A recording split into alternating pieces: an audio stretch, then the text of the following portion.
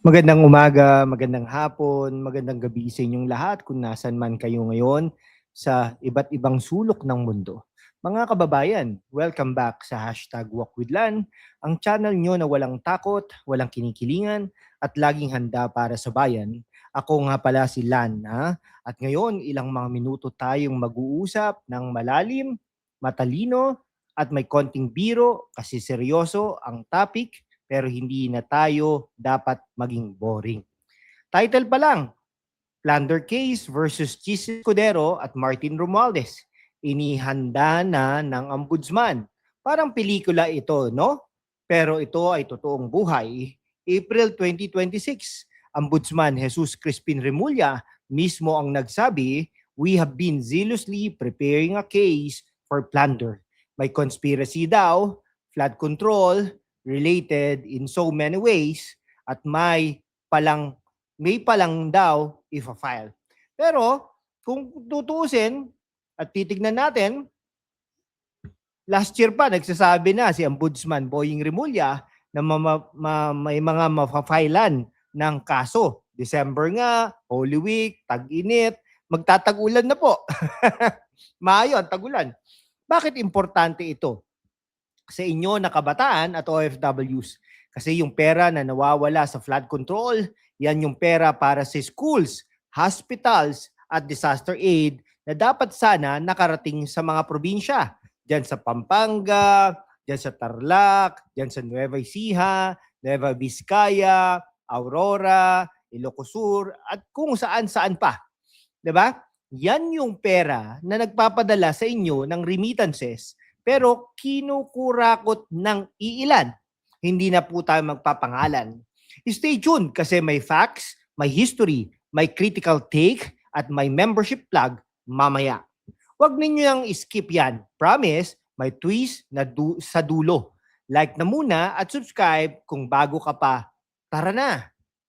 Una, kilalanin natin ang dalawa para maintindihan natin ang big picture. Si Francis Chis Escudero, dating Senate President, sharp lawyer yan, dating opposition figure, pero naging power player sa 19th Congress. Ousted as Senate President noong September 8, 2025. Si Martin Romualdez naman, first cousin yan ni President Bongbong Marcos Jr. Dating House Speaker, stepped down September 17, 2025. Oy, magkasunod sila ha. Parang 9 days lang ang pagitan bago sila nagsibabaan.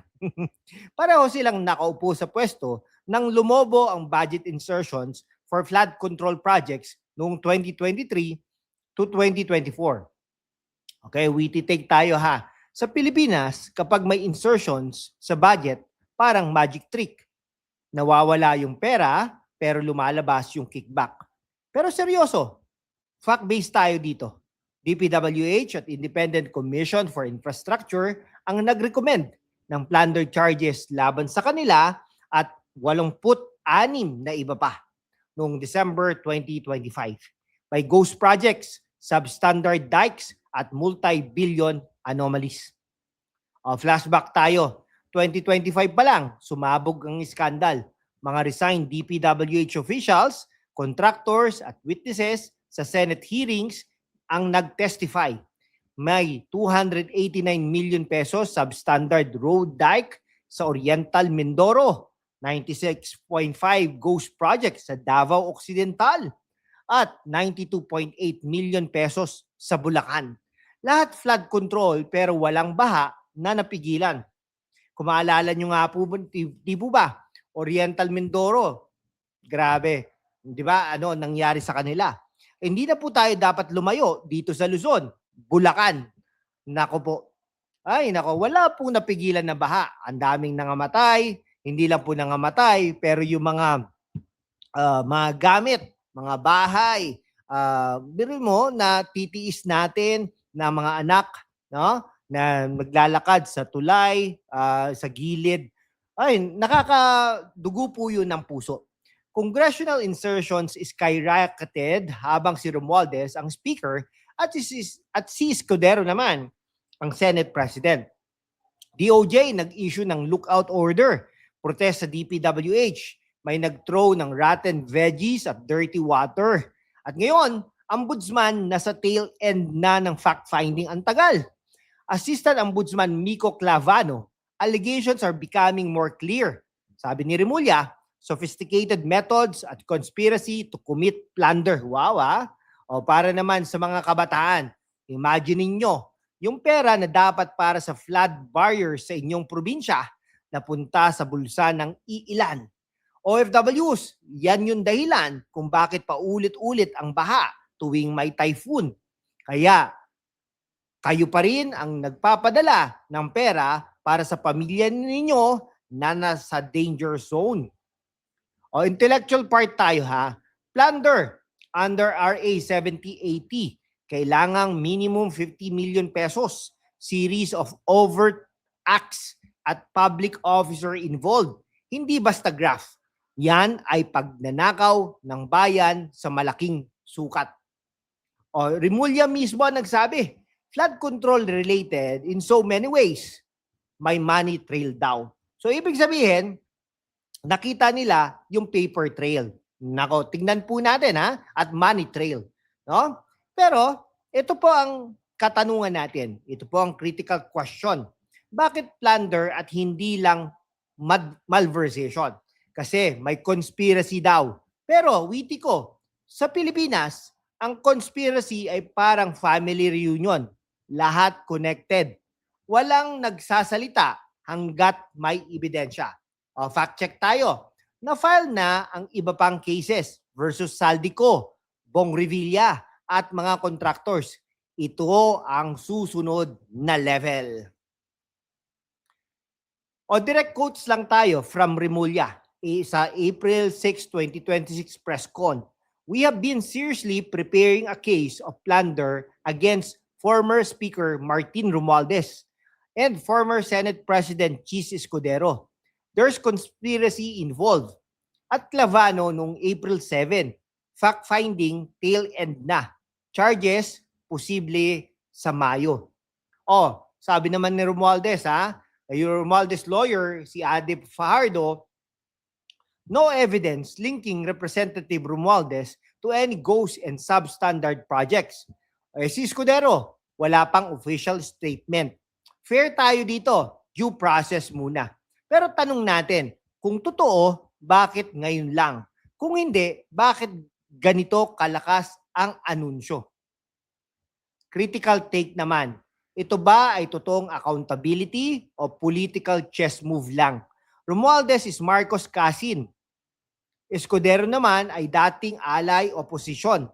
Sa gitna ng 2028 election fever, ang timing ay interesting.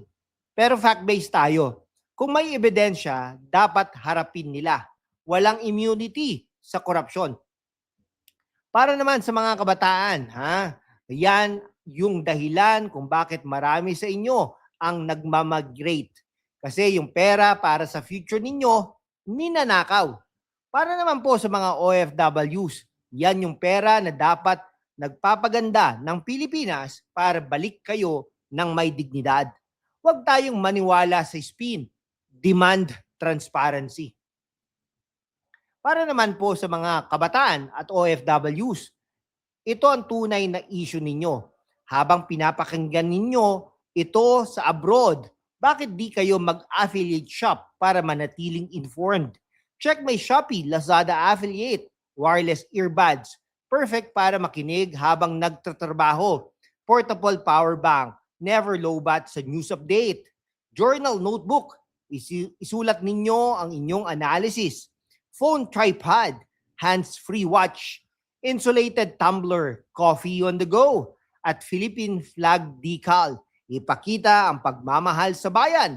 Bawat bili, suporta sa katotohanan. Ano sa tingin ninyo, mga kababayan? Conspiracy ba talaga o political revenge? Comment down below. Share sa mga OFW groups ninyo. Like kung gusto ninyo pa ng ganitong deep dives. Huwag kalimutan, i-bell ang notifications para updated kayo sa mga susunod na development. Baka May pa lang, mag-file na.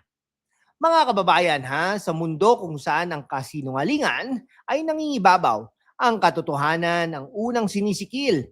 Pero kasama kayo, magpapatuloy tayo sa laban, walang takot, walang kinikilingan, at laging handa para sa bayan. Sumali na sa aking YouTube channel membership sa #WalkWithLan at tulungan natin ang channel na maabot ang 100,000 subscribers. Ang inyong suporta ang susi sa kalayaan natin para ipagpatuloy ang pagbabalita ng katotohanan. Salamat at kita-kits sa laban. O final thought natin, truth hurts, pero ignorance hurts more. See you in the next video. Stay critical, stay witty, at laging para sa bayan. This is Lan signing off. God bless the Philippines at mabuhay ang Pilipinas.